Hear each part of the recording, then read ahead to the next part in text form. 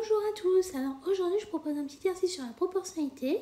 Donc le but de cet exercice c'est de voir comment faire pour déterminer si on est bien dans une situation de proportionnalité ou non lorsqu'on te propose un problème.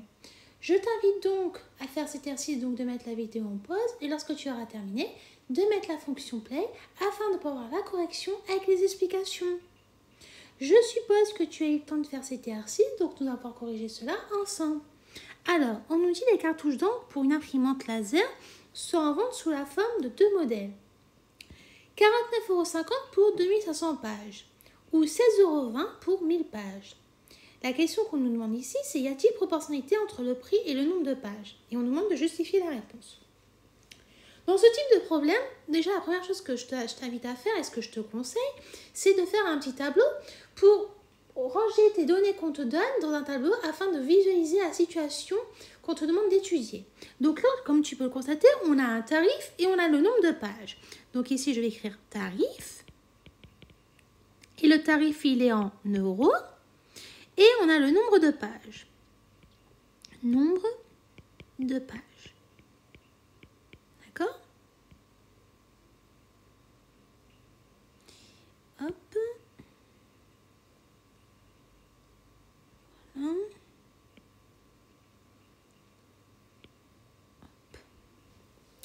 Donc, comme tu peux le constater, on nous dit qu'il y a pour 49,50 €, on va avoir 2500 pages. Et on nous dit que si on paye 16,20 €, on va avoir 1000 pages. Et là, on cherche à savoir si on est bien dans une situation de proportionnalité ou non. Donc, pour cela, comme tu le sais, lorsqu'on a fait dans le cours, on doit calculer les rapports. C'est-à-dire, on va faire 49,50 € divisé par les 2500. Et si on trouve un résultat qui sera égal à 16,20 divisé par 1000, ça voudra dire qu'on est dans une situation de proportionnalité. Par contre, si on trouve deux résultats différents, ça veut dire qu'on n'est pas dans une situation de proportionnalité.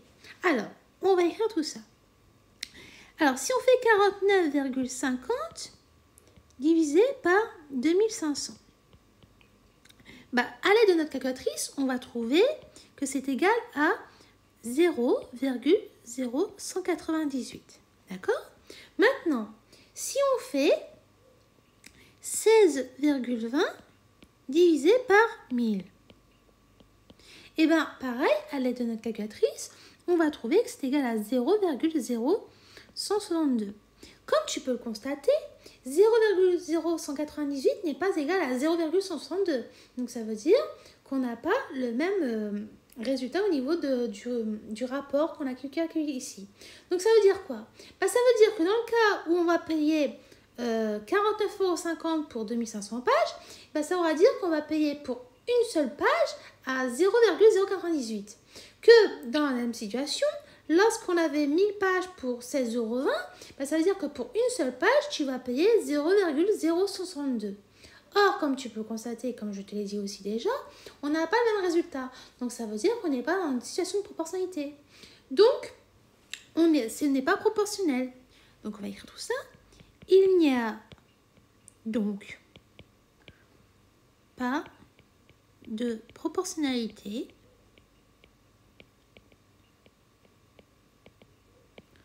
puisque le prix à la page n'est pas le même.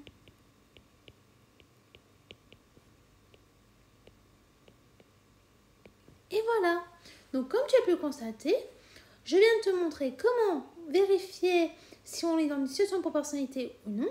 Et comme tu as pu le comprendre, ici, ce n'est pas le cas. Voilà, donc j'espère que toutes les explications que j'ai pu te donner ont été claires pour toi. Et je te dis donc à bientôt et au revoir.